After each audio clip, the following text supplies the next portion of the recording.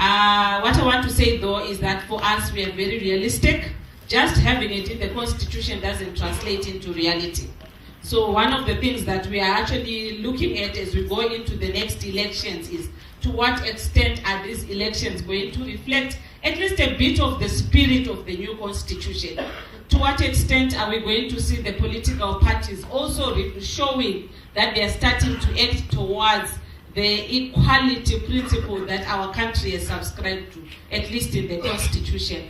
And in terms of the key issues as we go into the elections, we have come from a period where we've had violence, so that's immediately an issue that we are hoping we're actually not going to have a lot of violence now. So far we are happy with the rhetoric by the principals, by the leaders.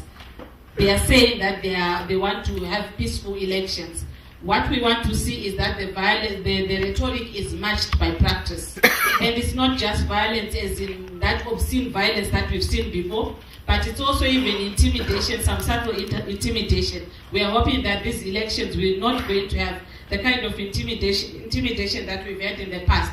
Because for women, just as for men and everybody else, once there is violence, it's a bit difficult for you to really exercise your rights. So we really hope that there won't be any violence. As far as the SADC Special Summit is concerned, I think it's an opportunity for the other countries in SADC to actually ensure that they walk in the talk in terms of reminding Zimbabwe of some of the things that have been agreed to in the SADC electoral guidelines. As Women's Coalition, we also are expecting that we'll have all the adequate legislative reform in line with the constitutional aspirations. So whether it's in the councils, whether it's at whatever level, we are expecting that structures will be reviewed so that women are able to participate as equal citizens of Zimbabwe.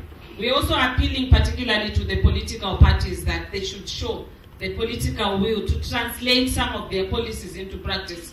Almost all the three principal parties have policies that speak to the issue of representation of women, and they've even adopted some quotas. While our aspiration is to have 50-50, we are at least looking at the political parties to see whether they're actually going to be true to what it is that they've said. Another challenge that we have as the Women's Coalition is the media. Because unfortunately the media continues to do a disservice to the people of Zimbabwe by not highlighting in an objective manner the contribution of both men and women to the politics of Zimbabwe. We do have women participating. We do have women contributing, beginning at the household level. But what we've seen is that a lot of the times issues to do with women or gender are trivialized, or if they are covered at all in the media, they're really covered in such a way as to make us look like we're not citizens of Zimbabwe. So that's one of the things that we're expecting, at least, that according as is enshrined in our constitution, the media should give fair coverage, not just concentrate on the issue of fair coverage to the political parties, but fair coverage even to the sections of the Zimbabwean population, of which women, young women, are a major part of that population.